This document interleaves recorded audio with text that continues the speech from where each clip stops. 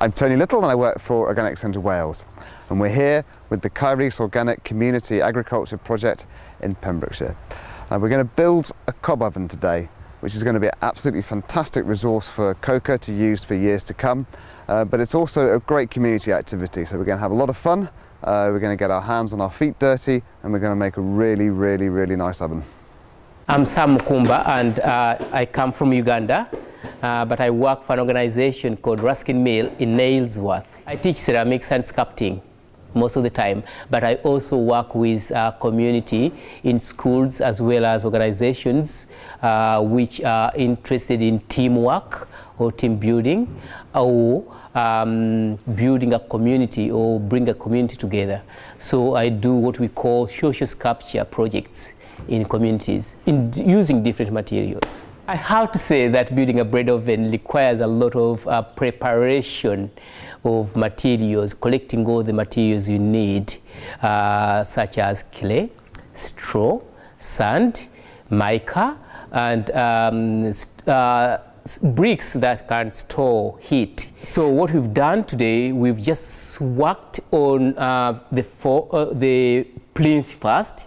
The plinth is very important because you need to store the heat as well as to create a foundation where the bread oven is going to sit. It's very important. It's as important as the bread oven on its own, because if the plinth is not well done, then the function of the bread oven is literally not as you would expect. So we've created a plinth where the bread oven is going to sit, and we use a lot of different materials, not organic materials, but materials like broken bricks, glass like bottles. But if you're using bottles, you have to make sure that each bottle has a lid off, otherwise you end up with an explosion.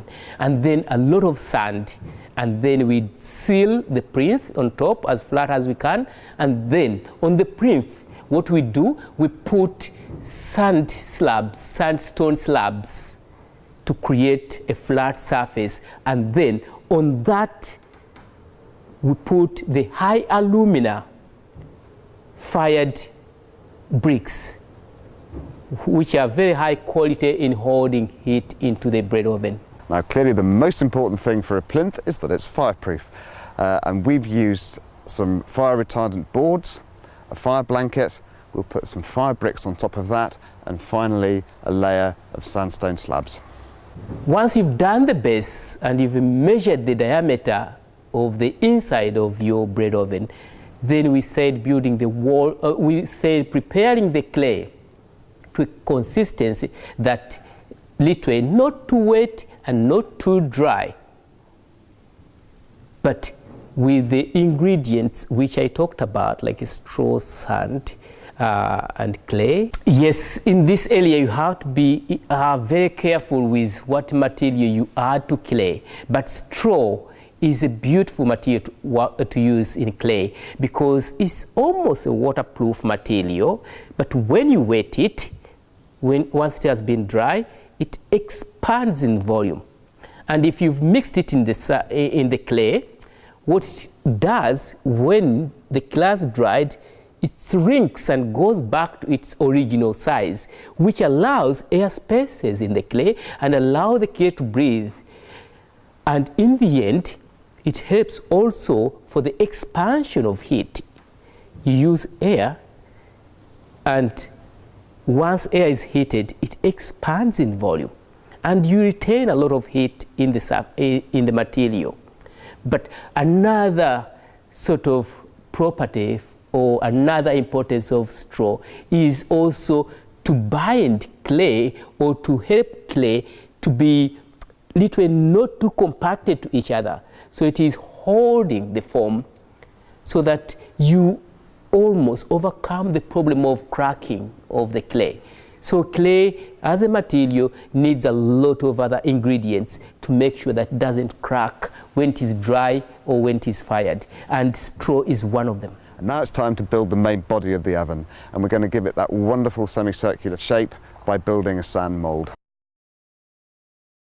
So we had to measure the stick that would tell us the height of the interior of the oven before we do the sand dome. And if you can remember, we also had to use moist sand so that it can keep the form.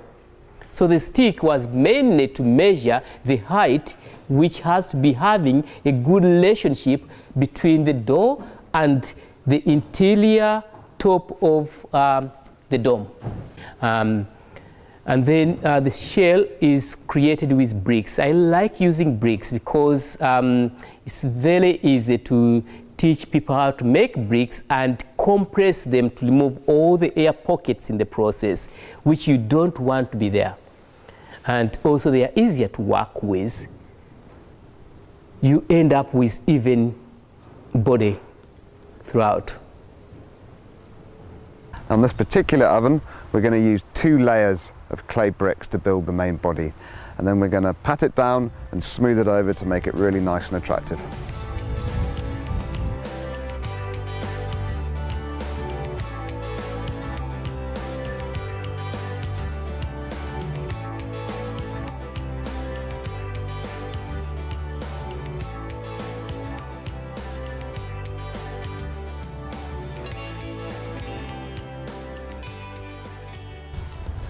Chimneys, not all earth ovens have chimneys, but if you really want to make your oven work effectively, then you're going to need one. And we're certainly putting one in today.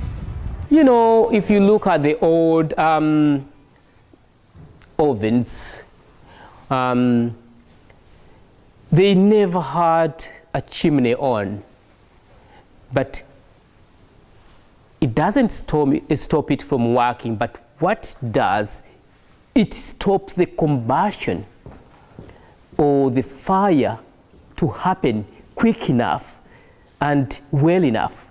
So adding the chimney on helps the draft, the draw of air to flow, and also the wood to burn clean and quick enough not to clog the chamber with smoke and steam and soot, which we are not looking forward for. You want it to go up.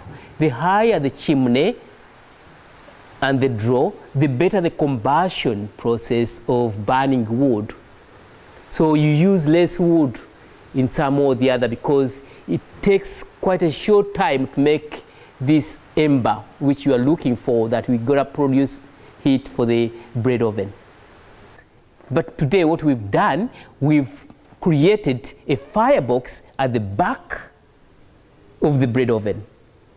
But the old one, or the traditional one which you are familiar with, the fire is inside the chamber. In addition to those, there is another one which I make, or I teach people to make, with a fire underneath the base. So the firebox underneath the floor of the oven. They all work very well, but the one which is inside, where you make the fire inside there, is quick, but the only thing which it does, leaves you with a lot of ash to clean away. And sometimes if you lose a bit of heat, then you have to stop the whole process and make a fire inside the chamber. So the one at the back is helpful because you can keep it going without distracting the activity. So we've built the oven, we've finished the construction. What do we have to do now? Now is to be patient and allow it to dry. And this will take at least a month with no rushing. But before then, because we use the sand dome, we give it a week and then we'll eliminate all this, we take the sand out. So that month, once that month is gone, what you need to do is what I do. Some people don't have to do that, but it is a process which I like as a ceramicist, is to fire the bread oven for 10 hours so that I can go above 600 degrees up to 900 degrees and create a ceramic material that is strong and also easy to hold heat in a quicker way. So I would fire it first for 10 hours, and then the following day, or even on that day, you won't be thinking of baking bread in it, because it will be very hot even the following day. But you can cook other sort of meals in the bread oven. Now it is finished, it can be used as it is, but if you want to push it a bit further and you have time, it will be good to give it a more insulation, which is a mixture of sand, mica or the vermiculite, and lime. And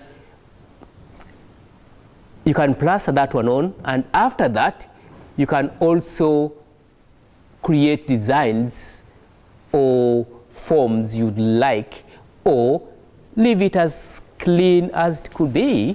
It's all a matter of choice, the way you would like it to be. Okay, so what do you think people have learned today by building the cob oven? Quite a lot. Building a bread oven has brought a lot of understanding of natural material, and people learned also how to work as a team. I don't mean that they've not known how to do that before, but it emphasizes it a bit better, because in this process it's working with different abilities and different age groups and different professionals. So here we are, we've finished. We've built a fantastic oven, and we've all learned a lot about the whole construction process. But also, we've had a really, really good time. We've got together as a community and as a group, we've worked together, and we've really, really enjoyed ourselves. And what we've got at the end of the day is a resource that's going to give COCA a lot of fun and a lot of food for many years to come.